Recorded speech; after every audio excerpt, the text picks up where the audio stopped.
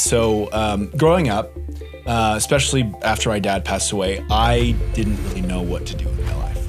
I just remember being someone who didn't believe in themselves. I remember being called, you're stupid in math. You can't focus. You can't do whatever. So I was someone who would put myself down many times and someone who would feel like they weren't good enough.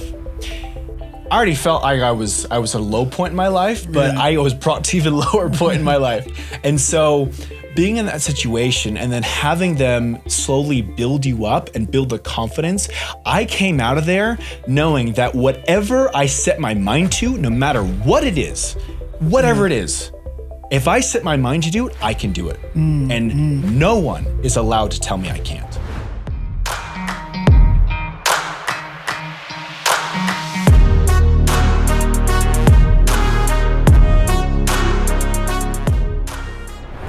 All right, Chase Miller, welcome to the Thinking Project, man. Thank you. It's good to be here. I appreciate it, man. I appreciate you being here. I appreciate Kent for putting us in touch. Dude, and Gymshark, let's start with that. Gymshare. Yeah. Why did I say shark? Is that the clothing company? Yeah, it is. Okay. It is, yeah. Well, and a lot of people get that mixed up with us just because it's just one letter off. And what was actually super funny is if you look up Gymshare online, just on Google, you'll find that like we're the #1 result, but right above us, there's like a paid ad for Gymshark. So because they buy the missing letters. Yeah, exactly. So it's hilarious. People get us mixed up all the time. I'm like, okay, this is ridiculous. And I've done that so many times, so don't be offended. But you're good, man. No worries. And we talked a little bit about how it got started and everything, but I'm kind of curious about your opinion, just right out of the gate on fitness in general. So we're kind of coming into this phase of there's a lot of opinions out there on maybe how to get in shape, like especially if you're a busy professional, a lot of like fad diets out there and stuff like that. Like, what's your overall view of the fitness industry right now? Yeah, that's a fantastic question. So I think all of it needs to happen. All of it needs to be there because over time I've realized that when it comes to like dieting, for example, right? When there are a lot of people who say, oh, the one size fits all type of deal. No, because everyone's body's different. Everyone's body reacts to diets differently. Like I've tried so many different diets and there are some diets that work for me that don't work for other people who I know. Yeah. Right. And so it's so important to listen to your body and see what works best for you. Yeah. So. Yeah. And that's kind of, I've had a lot of like health and fitness people on here. Because it always just that is one conversation that like gets really heated like almost immediately when you bring up something like I don't look like it, but I like intermittent fasting. Okay, it's fine. Like it works for me. And I sleep better. Great. So I do cold therapy and I do intermittent fasting. Good but then if I say that, somebody jumps out of the woodworks and they're like, you're starving people. People are listening to you and you're going to kill people. And I'm like, no, because I said like it only like I was like, it's me. Yeah. But I feel like that debate gets pretty heated pretty quick, man. It's kind of wild. Well, it's totally understandable when people are very passionate. Like if you compare me to a big box gym, I'm going to get pretty heated. I'm very passionate about it. But when it comes to just dieting in general and just the fitness industry, like there's a need for competition. There's a need for different perspectives because something may work for one person that doesn't work for another. That's the same thing with Gymshare. Gymshare is a specific type of gym experience that works for some people, but for others it doesn't. Like I have really good friends who have tried Gymshare and they're like, like I like going to a big box gym. I like going to Voss. I like going to these places. And you know what? That's totally fine. Yeah. Like we're not trying to win over everybody. We're trying to win over the people who, just to give a little background what Gymshare is, like Gymshare is a private gym experience at your neighbor's house, right? So in a way you can think of it like Airbnb just for gyms. Yeah. Right? So the whole purpose is so that you can go to a gym and not feel like you're being judged, not feel that people are looking at you or anything like that. You want to avoid the crowd, especially after COVID, like not having to share sweat, possible disease, whatever. Yeah, those places are gnarly. Yeah, exactly. Right. And most importantly, you're just avoiding the crowds. Like I remember going to Vasa, for example. And even when I was at BYU, even going to the student gym, right? Yeah. And literally having to wait in line for like 5 to 10 minutes just for a cable machine, a bench press, or whatever. Yeah. And just being like, this is ridiculous. I don't have the time to do this. Yeah. And so with GymShare, you literally reserve a time at someone's gym, either a home gym or a small commercial gym. Oh, right? cool. And you reserve a time and then you go. And privacy doesn't mean being alone. You can bring friends. Each gym host has a capacity limit for their gym. And so like if a gym allows 4 people, great. You and 3 friends can go, for example, or a spouse or whatever. Yeah. So that's cool. What's that guy? I love those videos on like TikTok or Instagram Reels. Have you seen like Joey Swole? So he's the guy who like when somebody posts a video trolling somebody at the gym, like okay, maybe they're overweight or whatever, sure, and they're like working out and somebody like films them and trolls them, and then Joey Swole comes on and like trolls the troll, right? Like those are great. But I feel like that is a fear for people, like that sometimes you think that this gym is only for like people who are genetically disposed, differently, right? Like it's just weird, right? And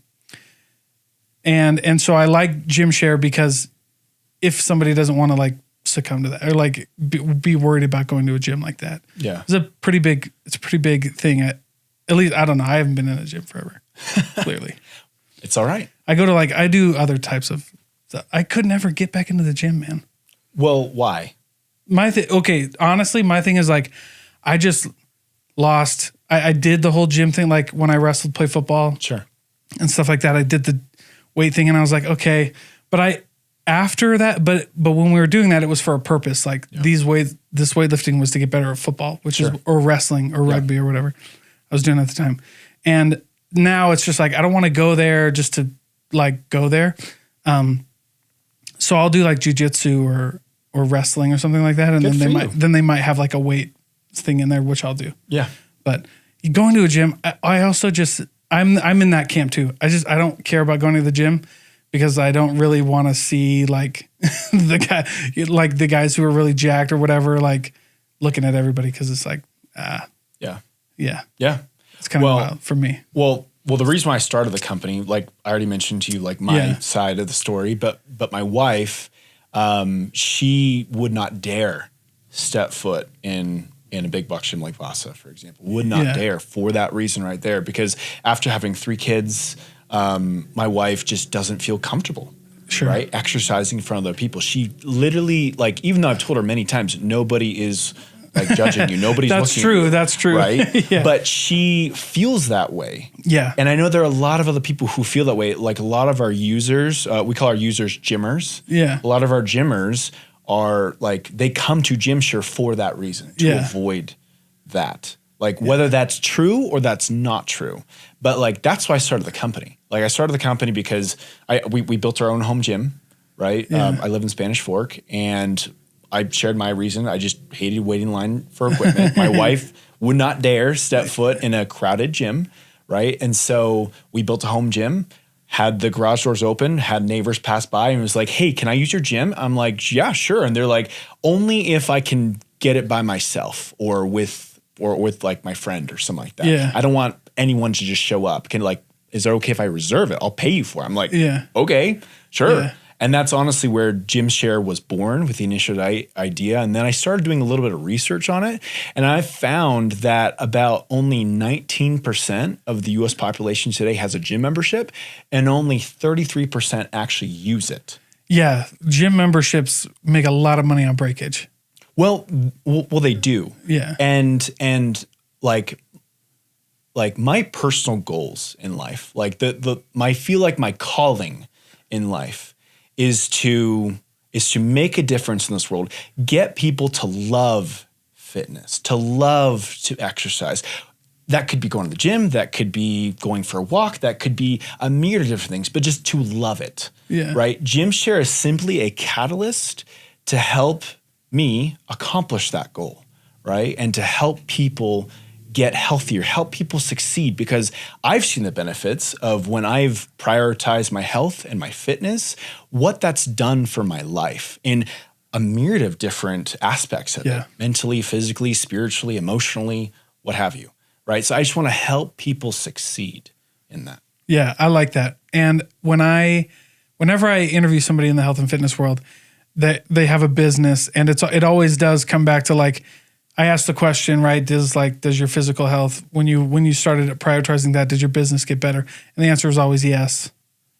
Yeah, that's true. Yeah, because it just makes sense, right? Like when you think better, when you think more. Like I remember being in my business and just not sleeping, and I was like, dude, and I realized one day I was like, I'm just so tired, like I can't function. Like if I try to do this, so you get better sleep, and then I woke up and you get right. Like your body plays a big role. You mentioned before this podcast, you have like a full-time and gym share. Yes. Okay. I do. We don't have to talk about the full-time so much. What I do want to know though, because there's a lot of listeners who will stumble upon this who are in that boat. Okay. They've got a full-time job because it pays the bills. They have benefits, all that good stuff, but they want to start the entrepreneur journey. Right. Yeah. And I think the definition of entrepreneur is where I want to start, right? Like what do you feel like that is? Because do you tell people you're an entrepreneur even though you have like a full-time and this in the gym share that you started?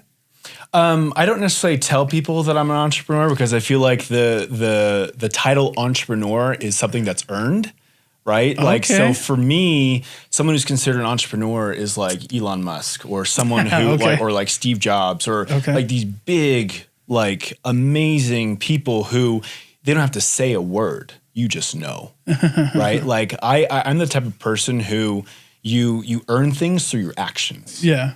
Right. So, okay. If that answers your question. Okay. So when do you feel like you become an entrepreneur then? When I walk into a store or I go to Silicon Slopes Summit, they're like, "Oh my gosh, you're Chase Miller." Okay. So it's more of like, so entrepreneur isn't necessarily like a path for you. It's more of like a title. Honestly, it's just words. Yeah. Right. Like I think at the end of the day, as long as you're achieving your purpose and you have a core why that's pushing you, a calling that's pushing you, then that's when you're a true entrepreneur. When people see that in you, that you are accomplishing your calling in life. Yeah. I like that. I like it. And I feel similarly. I think you can say the word entrepreneur, do whatever. Like when I was in school for it, right? Like getting my master's or whatever, the definition of an entrepreneur, they actually broke it down, and I thought the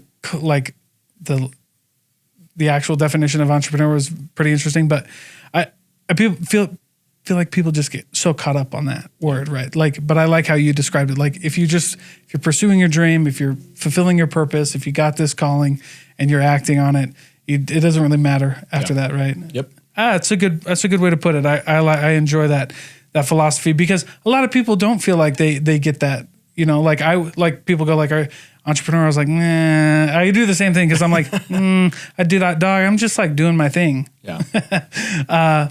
So that's cool. But plus I don't subscribe. I think some things culturally need to change before we can start throwing entrepreneur around again. Like, I think you got like this hustle culture that's kind of ruined that word. You know what I'm saying? Yeah. How do you balance full-time, family, gym share? What does that look like? Well, I think it comes down to having conversations with my wife and my kids. Yeah. Right. Just having that conversation with them and making sure we're all on the same page with everything and making sure that we're aligned with our goals. Yeah. Right. And so I'm so grateful for my wife. She and also my kids too. I'm just so grateful that she allows me to do this because like I know how hard it is. Well, obviously I could never know because I'm not in her shoes, but like I can definitely see the struggles that she's going through as I'm trying to start this business and help this grow and help other people, right? And so I think it really comes down to having the conversations with your spouse and making sure that you're on the same page with everything and making sure everyone's saying, okay, we're on this ship together and we're moving forward. Yeah. Communication's a big one. I mean, obviously, right? Like, and then I like how you just said it, like, are we aligned in this? Yeah. And what does that mean, right? Yeah. Because some of the best relationships I've ever had have that conversation somewhere in the relationship, which is like, I knew what we signed up for. Yeah. Like, I knew that this was going to be hard. I knew that it was going to be difficult, but like, we're here together, right? Exactly. And that's a beautiful conversation. So one of the things that I really enjoy talking about, you brought up a little bit, is empathy. Because, everybody's heart is different. Yeah. You know what I'm saying? Yeah. And it's always kind of crazy to compare those. But how do you feel like, in your business with GymShare, and even maybe in your family and things like that, how do you apply that empathy, or like, or just like kind of, maybe market isn't the right word, but that's the only word coming to my head right now. But like, market that kind of like, we get it, we understand kind of thing. Like, are you referring like to GymShare? Or? Yeah, GymShare, or like your life, or like, how do you just implement that idea? I feel like you've kind of touched on it a few times. How do I implement empathy in my life in general with GymShare and everything? That's a really good question. I think so. Throughout my life, I've been through several different experiences, like all of us have. Sure. And so I've seen a lot of different ways of doing things. And kind of going back to your first question, and about the fitness industry stuff, like just relating that to this, it's just that everyone's going through something, right? And if I can meet them where they're at, right, and then be able to leave a positive impact on them and help them go from, like, let's say, on a scale from 1 to 10, like 1, someone's super depressed, versus 10, they're like loving life, whatever. If I can bring them to a 5 to a 6, great, I've done my job. Right? Like, so I just think that meeting people where they're at and helping them just move one number up is great. Yeah, meeting people where they're at. That's all you got to do, right? And I think that if you can do that, if people can feel that, one of my things with like selling is like, when people feel seen and heard, they'll move mountains for you, right? Like, that's true. Yeah, I love that. And that kind of ties into, where I want to go with like mentors, right? So like when we first met, was someone on the phone with you, John? Was his name? Josh. Josh. Yeah. Damn. Sorry, Josh. But like, how have mentors played a role in GymShare?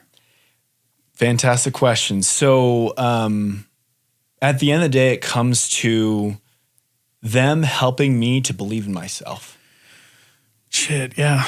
Right? So because like so I've always asked myself the question, when you're looking for that one person to make or break your life, for that one person to help you get to the next level, you got to look in the mirror, right? Yeah, for sure. Right? So the people who I love, and I know I'm getting a little emotional about this because I have so many mentors. Like my father passed away when I was 12 years old, and I've always been looking for father figures in my life.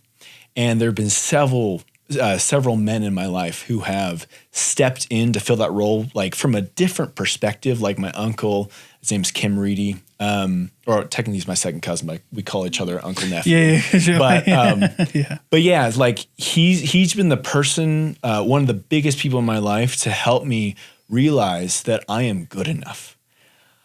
I am capable of doing great things if I put my head down and I just do it, right? And like, no matter what people think of me, no matter how people react, or no matter how people view my results, whether they be good or bad in their eyes, he always tells me, believe in yourself. You are capable. You are good enough. And obviously Josh too, like he's that type of person for me as well, right? He has helped me, from several different aspects, from a spiritual level, and from a business level, telling me, Chase, you have the skill set, you have the drive. Let's do this. So yeah, beautiful story. Thanks for sharing, man. yeah, I appreciate that. Because I think that is one of the key points of a mentor. And I love that you brought that up because, we'll talk about this on the show. We've had over like 350 guests, and we'll bring up mentors, and there's a lot of tactful things in there. Like, this is what you look for in a mentor. This is what a mentor should do, and so forth. But I like how you mentioned just like, even if they just help you believe in yourself. Yeah. Because I think that is a pretty limiting belief for a lot of people. Oh yeah. Yeah. Well, because at the end of the day, like, no degree, no degree. Would you went to BYU? Yes. Okay, go ahead. Go ahead. So I do have a degree, but I'm saying like no degree, no certification, no college, no whatever can help you get to the next level unless you get yourself to the next level. Right? Obviously, there are people who are going to help you get there, but at the same time, you have to be the one to make that decision. Because I'm a firm believer, when you tell yourself, this is what I want, and you're willing to do whatever it takes, willing to learn anything, willing to act on anything, willing to get to that point, you are by definition considered unstoppable. Right? And so that's what I look for in a mentor, someone who will teach me and help me to believe in myself, because at the end of the day, I can be my own worst enemy. Oh, yeah. Yeah. Well, and that's such a good point, because I think it really is like an internal game. It's not for anybody else except for you. Like, you have to play that game against yourself. Yeah. For sure. Yeah. And when you were saying that, it kind of reminded me of that old quote, like, you can lead a horse to water, but you can't make him drink. Yeah. And that's a scary thought, dude. Yeah. It's like it is all you or us. And whenever I talk with business owners, like, that is pretty scary, but like that radical accountability, you kind of have to take that route. Yeah. But it's making that decision early on. Oh, good point. Right. So like I've had, this is my third crack at doing something to make it easier for people to exercise so they love it. Right. And I think it's been that decision from the very beginning to not stop, to keep moving forward no matter what. Because at the end of the day, the first two businesses weren't successful, but if I hadn't done those, I wouldn't have gotten to GymShare. Oh yeah. Right? Yeah. I made that decision with my first business to just start and keep going. Like my wife, she always tells me how stubborn I am when it comes to this stuff, that when I'm convicted of something, I will not stop. Yeah. Right. Until I get it right. Yeah. Well, but you have to, right? So one of my favorite authors, Mark Manson, wrote a book and basically flipped the question upside down, which is like, the question isn't like, what are you willing to do? Or like, are you willing to do whatever it takes? It's, he flipped the question as like, what are you willing to suffer through to get it? Yeah. And I thought it was just, the same thing, right? Like, everybody kind of splits hairs with that, but for me, it was an interesting way of putting that, which is like how, how far are you willing to go? Like, how much suck are you willing to put up with, dude? Well, so I used to be in the military. Okay. I served in the Army, in the Utah Army National Guard.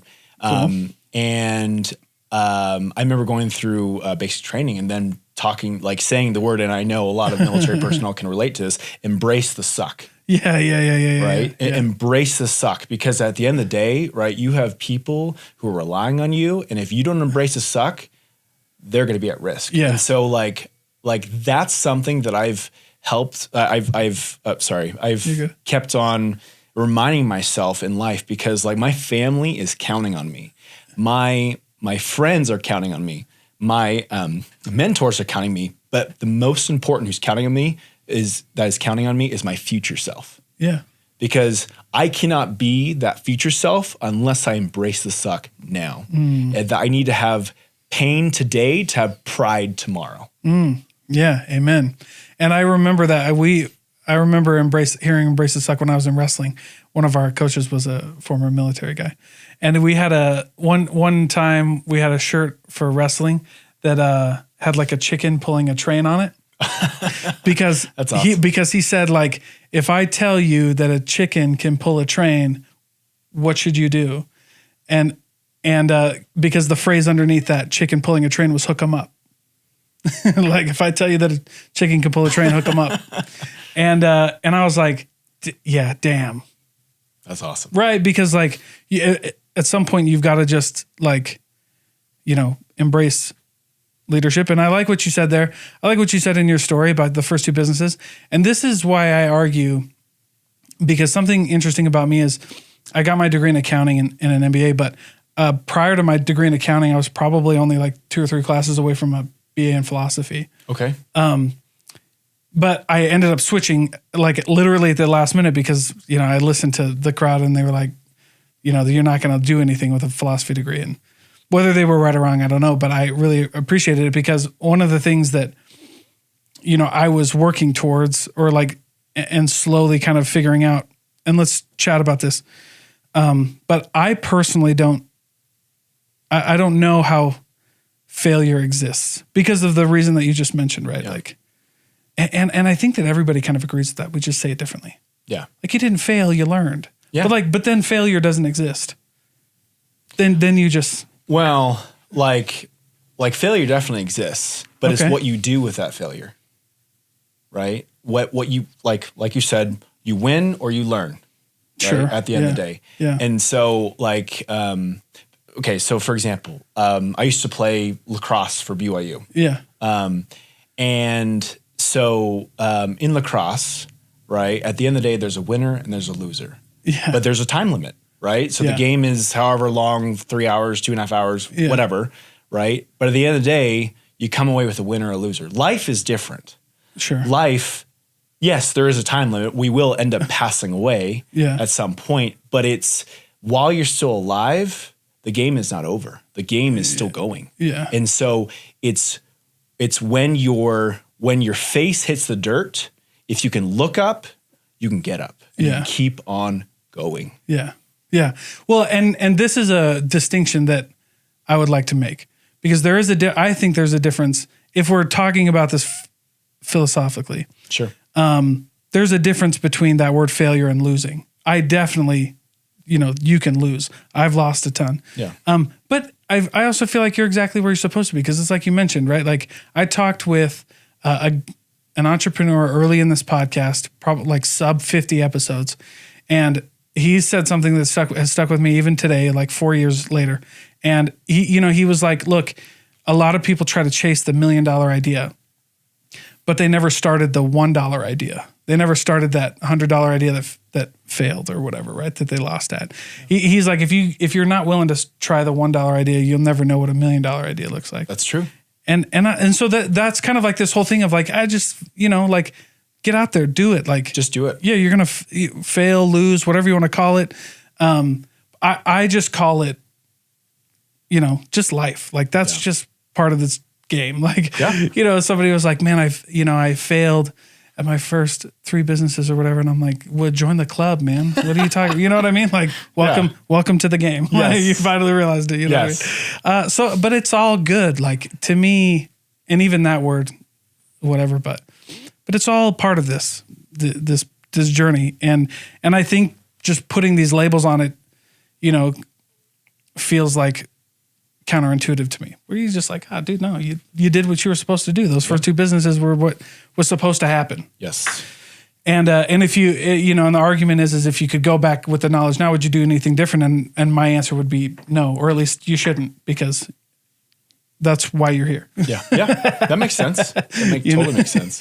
And I don't know, I get deep. Sometimes I get too deep on this, but it's fun because I feel like, one of my favorite quotes that came out of like philosophy and one of my favorite schools is Stoicism. But I always tell people that I liked Stoicism before it was cool. Like my mother taught me like that stuff, but like we grew up with the saying like how you do anything is how you do everything. Makes sense. Sure. Yeah, you will like, it's like the same things that would make you become a good father. And I learned this in my podcast. This is probably one of the things I learned the most is like, the things that make you good in a relationship would also make you good as a business owner, right? Like you'd have to pretty much do the same thing. Like Yeah. if you communicate, have empathy, set clear Listen. boundaries, listen. Yeah. like take feedback. Yes. Be able to, have constructive conflict, like all of these things you'd have to do anywhere. And it's kind of crazy. Hey, but you were in the military. How do you feel like that played a big role in how you do business? Yes. 100%. All right. Tell me more. So before the military, I'm going to back up here a little bit. So growing up, especially after my dad passed away, I didn't really know what to do with my life. Like my dad, like my brother and I and sister, we were bred to be athletes. Like my dad, like put us in all these camps, did all these things. We had all this coaching, like for whatever sport, but also just helping us to succeed in general in life and what have you. And then he passed away. My brother and I and sister didn't have that person pushing us. So we came to a crossroads where we had to choose for ourselves for the very first time, what do we want to do? Right? Interesting. And so I just remember being someone who didn't believe in themselves. I remember being called, you're stupid in math. You can't focus. You can't you can't do whatever, right? By people in my life who had told me that many, many times. And so I was someone who would put myself down many times and someone who would feel like they weren't good enough. And so I wanted to make a difference. I knew I was called to this earth to do something great. I knew that from the very beginning. I didn't know what I was going to do, right? But I knew that if I kept on living this life where I felt to myself, I'm not good enough, then I will not accomplish what God put me on this earth to do. And so that's when I decided to enlist in the military. Not a bad idea. So just like those classic Army commercials on TV got to me, right? And obviously, like, seeing superheroes and Army people and just other military people in movies and stuff like that. I'm just like, that's confidence, right? Like, I want to be like that. And so I went, and tell you what, I was scared out of my mind when I went. I was like, what on earth did I get myself into? Yeah. Right when I first went. And what a beautiful feeling, by the way. That's a great feel. Like, I think if you don't ever have that. Well, okay. I remember this. I totally forgot the lady's name or my drill sergeant's name. But as soon as I got off the bus, I was in Fort Leonard Wood, Missouri. So Fort Leonard Wood, Missouri. I know. I got off the bus. This lady, the drill sergeant, she's like maybe 5 foot, 5'3". Yeah. So shorter than I am, right? Screaming in my face and making me feel inferior, right? And all these things, and bringing me literally my lowest point. Like, I already felt like I was at a low point in my life, but I was brought to even lower point in my life. And so being in that situation and then having them slowly build you up and build the confidence, I came out of there knowing that whatever I set my mind to, no matter what it is, math, science, literature, starting a business, starting a family, finance, whatever it is, if I set my mind to do it, I can do it. And no one is allowed to tell me I can't, right? That's where I think they finally tapped into that thing in my brain, as David Goggins would put it, that general in your brain, shutting that general off and saying, we're going to work. We're going to do something. I'm not going to listen to you. Right? So, anyways. Yeah, no, I like that, dude. And I appreciate the story because it just reminds me of so many things that are applicable, which is you've got to go through that. Like it's such an interesting dichotomy of like, so the best example I can think of right now is like faith. Okay. Right. Which is like, you don't have the faith to do something until after you've done it because you've got to prove to yourself that you can do it. Yes. Like you're like, man, I don't know if I can do this. They're like, me either, doc. So let's go. Right? Like that's so true. You know what I mean? Yeah. Like you probably can until we do it, right? Like, well, you definitely can until you get it done. Yes. And that's always funny because like I love this. My favorite way to learn is just like, is how I learned, which was just through this totally like contradictory, counterintuitive approach to learning, which is like, I don't know if I can do it like me either, dog.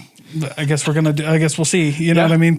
But the argument there is like what you just said, which is, you really don't know until you get it done. Yes. Like, yep. And you just got to do it. You just got to do it. And then when you have enough of those and there's a lot of people who will say this. I think one most recently who was coined for this on his podcast run was Alex Hormozy, who said like confidence is like built up on experiences, right? Like, yeah. So I've been in sales for 10 years. And so, when somebody comes to me with an objection, I know how to handle it. Not because I'm suave, but because I've heard it 10 million times and I already know what to say. You know what I mean? Like, they're like, wow, you handled that so good. And I was like, well, yeah, it's the same thing I heard from like 10 million other people. Right? Yep. And the first time I heard it, you'd have thought I was a joke. You know what I'm saying? But like eventually it's just like what you talked about. It's just like the more experience you get, the more you're just like, dude, I've been here before. Yes. Yeah. Yeah. And you're like, and it just looks different, but it's the same thing. And I love that because, you get that in your head and then you're just like, bro, if I can't do it, nobody can, but I can do it. Yeah. And I love that, dude. Tell me about starting Gym Share though. Mm-hmm. When did you realize like, okay, so you have the two businesses that lead you to Gym Share, and you got your family, you got your full-time gig. What made you like, hey, we're gonna do this, and then like put it together, and how was that whole story? Yeah. So so to answer your question, like I love to read. Well, really listen to books. I listen to books when I commute. And so a book that struck me was, well, actually two books. So The Lean Startup. Yeah. I'm assuming you heard of that by Eric Ries. And also The Cold Start Problem by Andrew Chen. Cool. So read both those books or listened to both those books, love them, absolutely love them. And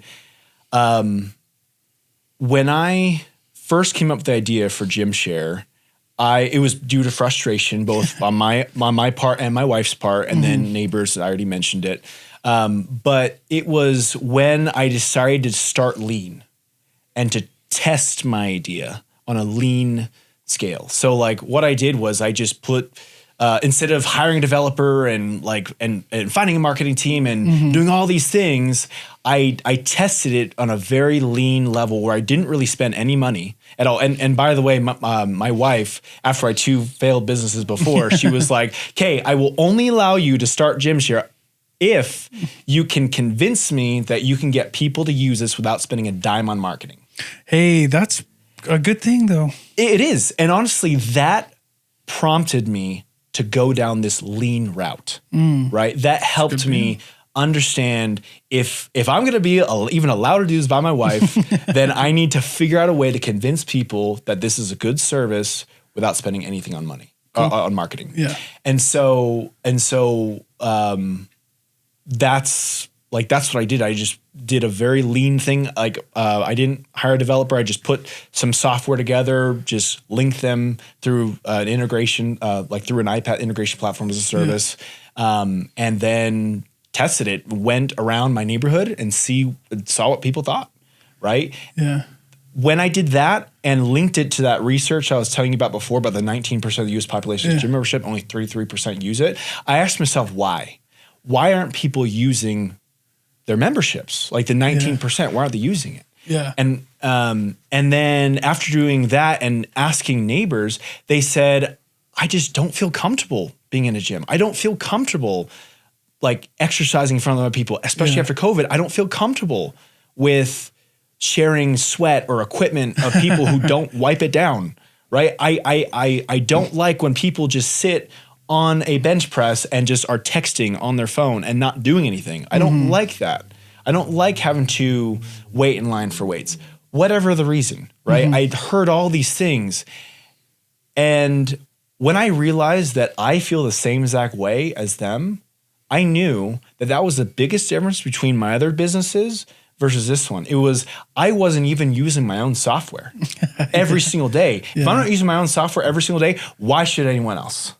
Yeah. Right? Yeah. And so with GymShare, I literally reserve my own home gym every single day. I have to reserve it now because I have tons of people using my gym now, right? So I literally have to reserve it. But I had to do that from the very beginning because I wanted to, because I love it.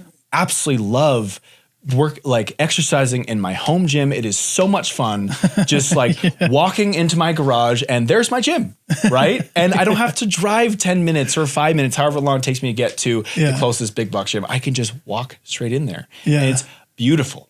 I love that. And so with my team, it's myself and three other people. I challenge them often. If we're not using our own software every single day from the perspective of both our gymmers, our users, and our gym hosts, then why should anyone else be using our software?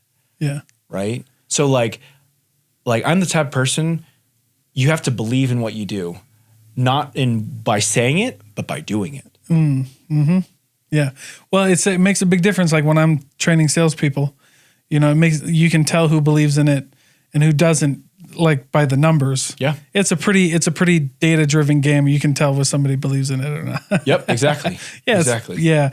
Like I can tell right away. I've been in the training game too long. I can be like, oh yeah, this guy's not convinced, bro. Well, he's just not convinced. And and if he's not convinced, like, I don't know how you make him convinced otherwise, but like when so like when we train salespeople, we'll just go through like reviews or like use the software or whatever. But yeah, because you're right, dude, you got to love it and you got to use it and you got to put your money where your mouth is. And I remember selling something one time where they always ask like, well, would you do this? And I was like, no, probably not. Exactly. I was like, but you can. And then, anyway, but I felt like that was a little different. But anyway, it was funny though. But dude, I appreciate you coming, man. Yeah. I don't want to cut you short, but before I let you go, tell everybody where they can find you, where they can go to GymShare, how they can download it, use it, all that good stuff. Yeah. So you can go to gymshare.co. We still don't own .com. Literally, the person who has it isn't even doing anything with it. So we're trying to purchase it. But yeah, so gymshare.co is how you sign up for GymShare and check us out. We have like a little video on there. And then obviously Instagram, gymshare.co. Yeah. Same thing. That's really where we are. And then if you want to look me up, you can go to The Ongoing Chase on Instagram. So that's my very cool. Yeah. So cool. Anyways, so good for you. Thank you. But yeah, so yeah. Dude, right on. Thanks for joining me, man. Thank you so much, Dalton. Appreciate the time.